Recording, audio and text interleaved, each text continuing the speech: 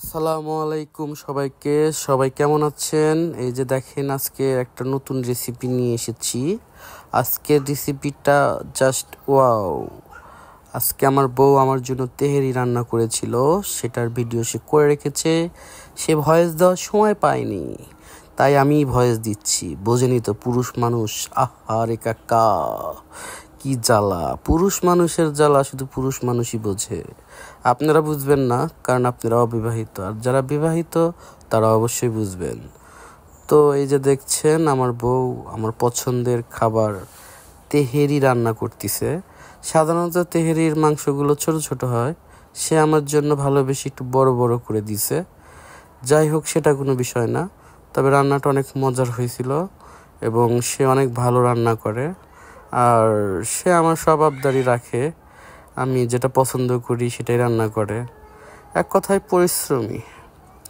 এটা বড় কথা নয়, বড় কথা হলো রান্নাটা অনেক সুস্বাদু হয়েছিল। আর আমরা মাঝে মধ্যেই শুক্রবার হলে এরকম খাবার দাবার খাই। আসলে আমাদের আত্মীয় স্বজন বলতে কিছু নাই, তো যা আছে আমরাই।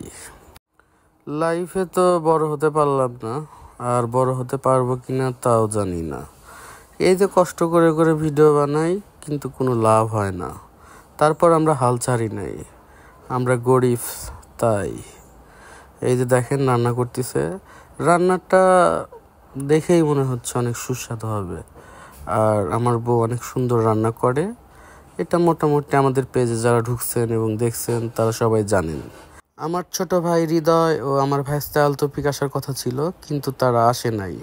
তাদের জন্য এই প্রোগ্রামটা করা হয়েছিল, কিন্তু দুঃখের কথা তারা আসে নাই। তো কি হয়েছে, আমরা নিজেরাই রান্না করে খাচ্ছি।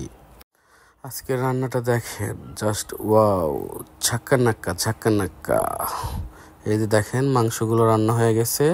সে এখন মাংসগুলো তুলে রাখবে এবং মাংসের কালার দেখেই মনে করেন অবস্থা খারাপ। তো যারা যারা এখনও এই খাবারটা খান নাই, অবশ্যই কমেন্ট করে জানাবেন। আর যারা যারা আমার মতো আছেন, এগুলা খাবার সবসময় খান, তারাও কমেন্ট করে জানাবেন। আসলে আমি কি দিয়ে কি বলতেছি আমি নিজেও জানি না। আর রান্নাটা মোটামুটি অনেক সুন্দর হয়েছিল, আবার দেখি দুধও দিচ্ছে, তো অনেক কিছুই দেয়। আমি তো ওরকম রান্না তেমন একটা পারি না, আমি শুধু পারি হলো মাংস রান্না করতে। আর আমার বউ মোটামুটি সবই রান্না করতে পারে।